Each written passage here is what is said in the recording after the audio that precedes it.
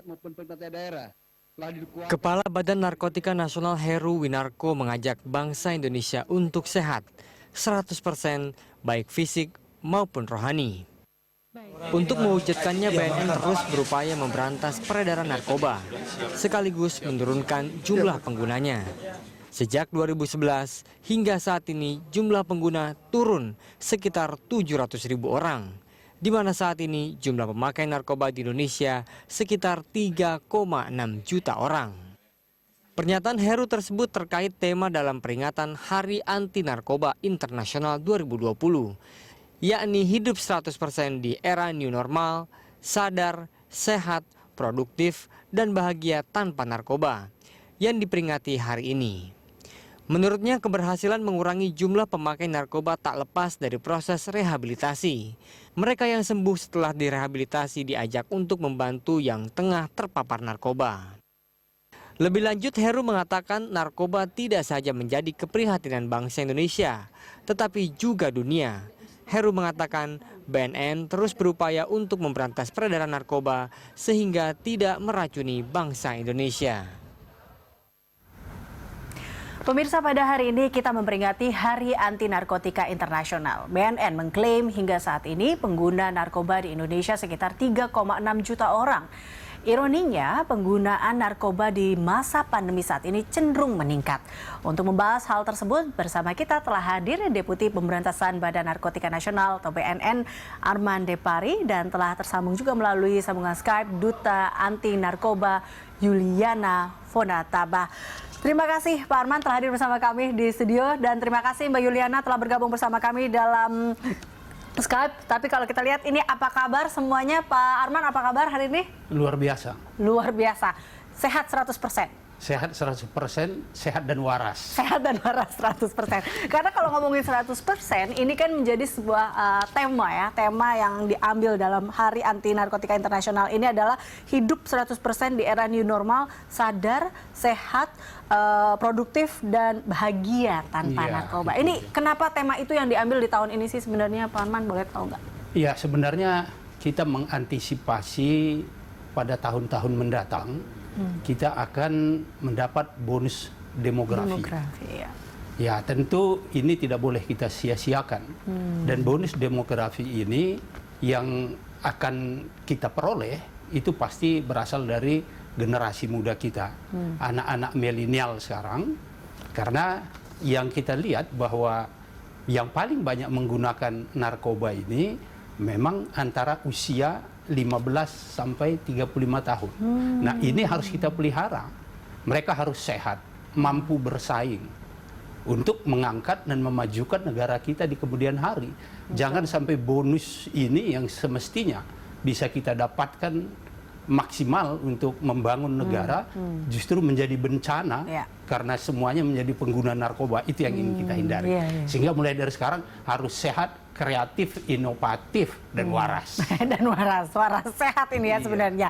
Tapi ini kalau kita lihat juga tadi agak mengejutkan ketika Anda mengatakan bahwa angka yang cukup tinggi adalah anak dari 15 sampai 35 tahun. Nah, ini kan memang masa-masa produktif sebenarnya di usia seperti itu.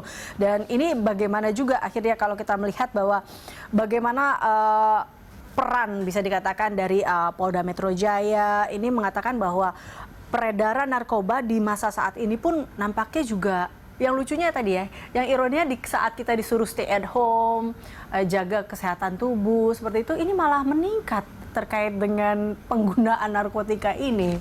Kok bisa sebenarnya Pak Arman? Iya, ironis memang ya. Sementara orang tidak boleh beraktivitas, tidak boleh berbisnis, ternyata bisnis narkoba kelihatannya naik. Nah, kalau pemakainya ini mungkin masih perlu kita survei, apakah memang yang memakai ini adalah orang-orang yang lama yang kemudian tertangkap sekarang. Tapi yang jelas dari sisi supply, penyelundupan narkoba yang masuk ke Indonesia meningkat tajam. Sangat banyak. Nah, apakah permintaan ini berbanding lurus dengan supply tadi? Nah, kalau permintaannya besar, berarti pecandunya memang banyak. Sehingga mereka membutuhkan narkoba yang lebih banyak. Oleh karena itu banyak pasokan, banyak supply dari luar negeri. Nah, tetapi sebaliknya juga, kalaupun supply-nya atau pasokannya banyak di dalam negeri sendiri turun, maka otomatis nanti supply itu akan terkurangi. Berarti mengurangi supply and demand sebenarnya ya harusnya. Itu memang yang kita lakukan teorinya. Bagaimana kita harus mereduksi supply supaya tidak banyak tersedia narkoba di tengah-tengah masyarakat. Kalau banyak tersedia, mudah mendapatkan, cenderung orang kemana aja bisa beli. Tapi ini balik lagi ke yang masa pandemi, Pak Arman. Apakah memang ini dimanfaatkan oleh para penyedia barang ini ataupun yang menyuplai ini adalah melihat bahwa kita terfokusnya kepada pandemi sehingga ini menjadi mudah bagi dia untuk memproduksi mungkin dan juga atau mungkin mengedarkan ini seperti itu? Iya, kelihatannya memang sindikat ini lebih jeli ya, melihat peluang. Tetapi memang seluruh dunia begitu. Ada sekarang pandemi COVID-19. Sadar atau tidak sadar sebenarnya narkoba juga merupakan pandemi. Kan begitu. Nah, peluang apa yang mereka lihat? Ada situasi yang lockdown. Masyarakat mau tidak mau harus stay di rumah. Tidak boleh kemana-mana, tidak boleh berhubungan dengan dunia luar. Nah, ini kan paling tidak menimbulkan situasi yang membosankan. Nah, itu yang kita dapatkan informasi dan pemeriksaan dari hasil tangkapan-tangkapan yang pengguna narkoba tadi. Pada umumnya mereka bilang dalam situasi pandemi ini, COVID-19 ini, mereka ada di rumah, kebosanan, jenuh, kemudian susah tidur.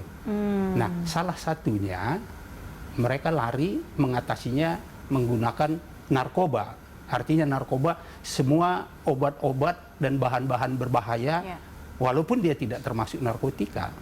Nah, jadi salah satu penyebabnya mungkin karena stres, juga depresi tadi tentu. Nah, kemudian ada situasi yang membuat mereka frustrasi. Kenapa? Karena tidak tahu kapan situasi ini berakhir. Menunggu besok belum. Bulan depan belum jelas. Nah, itu yang kita lihat. Kemudian berikutnya ada juga terkait dengan adanya PHK. Jadi ada sebagian masyarakat, terutama yang kelas bawah, yang tidak lagi punya pekerjaan. Nah, ini sangat mudah sekali diiming-iming dengan uang. Dan mereka menjadi kurir atau bagian dari sindikat. Nah, kira-kira begitu. Oke, baik. Ini cukup menarik. Kita akan membahasnya juga apakah ini memang menjadi juga salah satu cara atau jalan tadi ya Pak Arman, bahwa kita juga bagaimana mereka akhirnya atau bagaimana juga mengurangi atau menyetop supply and demand ini. Kita akan membahasnya dan saya juga akan mencari tahu terkait dengan tanggapan dari Duta Anti Narkotika kita yaitu Yuliana Fonataba. Usai jeda pemirsa tetaplah bersama kami.